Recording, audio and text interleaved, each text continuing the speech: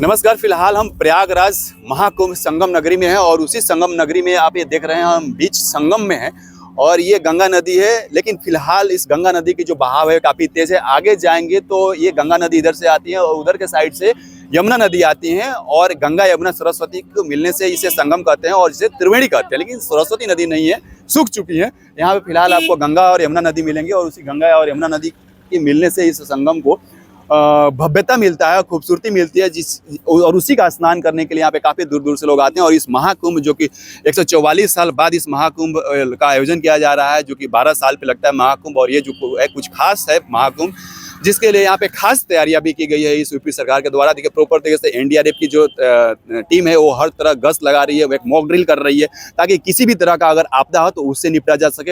यहाँ पे जो सफाई कर्मी हैं और कर्मचारी हैं उनकी जो योगदान है इस महाकुंभ का आयोजन करने में बहुत ही सराहनीय और महत्वपूर्ण है, क्योंकि इनके बगैर ये जो महाकुंभ का आयोजन है वो सफल नहीं हो सकता है।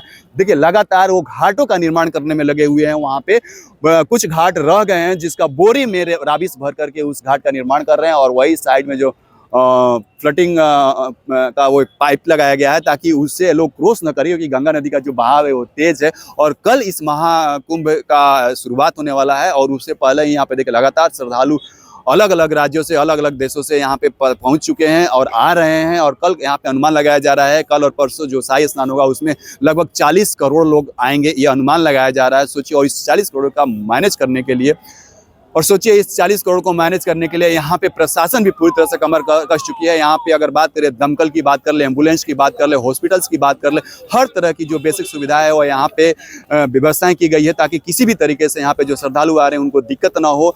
यहाँ पे अलग अलग तरीके से प्रशासन द्वारा मॉक ड्रिल करके यहाँ पे गश्त लगा करके यहाँ पे सुरक्षा के लिहाज से भी पूरी तरह से जो प्रशासन है चुस्त दुरुस्त है और अलर्ट है।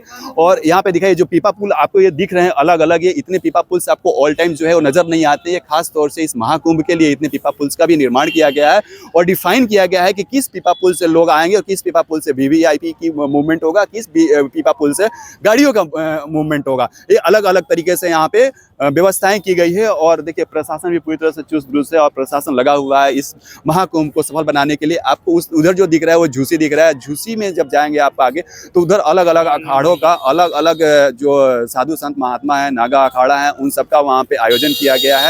और वहाँ पे भी मैं आपको लेकर के चलूँगा और वहाँ पे मिलवाऊंगा जो साधु संत अखाड़ा के जो लोग हैं उनसे, उनकी क्या राय है इसके बारे में। लेकिन जो मैं आपको इस महाकुंभ की अगर बात कर ले तो ये 12 साल में एक बार लगता है और ये जो महाकुंभ है वो कुछ खास स्पेशल है जिससे 140 साल बाद आयोजन किया जा रहा है।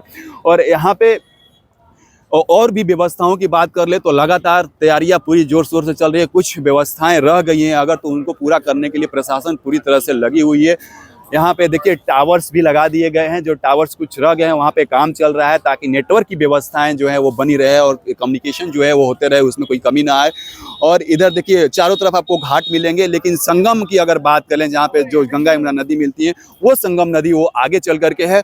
और इससे पहले मैंने आपको दिखाया था जिसमें कि अखाड़ा के लोग जो अपनी सुबह यात्रा निकालेंगे स्नान करने के लिए, उनके लिए 2 रूट्स बनाए गए हैं। उस दो रूट से गंगा स्नान करने के लिए, शाही स्नान करने के लिए नागा अखाड़ा के लोग आएंगे और वहाँ उन्हीं के साथ साथ एक और लेन बनाया गया है जहाँ पे वहाँ जो आम जनता है, आम श्रद्धालु है, उनके लिए वो रूट खुला गया है। और उन श्रद्धालुओं के साथ साथ वहाँ पे शाही स्नान में नागा के लोग और अखाड़ा के लोग भी वहाँ शाही स्नान करेंगे और व्यवस्थाएं की गई। वो संगम के लिए व्यवस्थाएं की गई। जो आपको एक लाइट्स दिख रहा होगा, वो जो सामने जो लास्ट में दिख रहा है लाइट लास्ट हो रहा है, वही संगम है और वहीं पे स्नान करने के लिए व्यवस्थाएं की गई। वहाँ पे काफ़ी ज़्यादा भीड़ होगा कल की अगर हम बात करें, क्योंकि कल शाही स्नान है पौष पूर्णिमा का और अगले दिन जो है मकर संक्रांति का शाही स्नान है।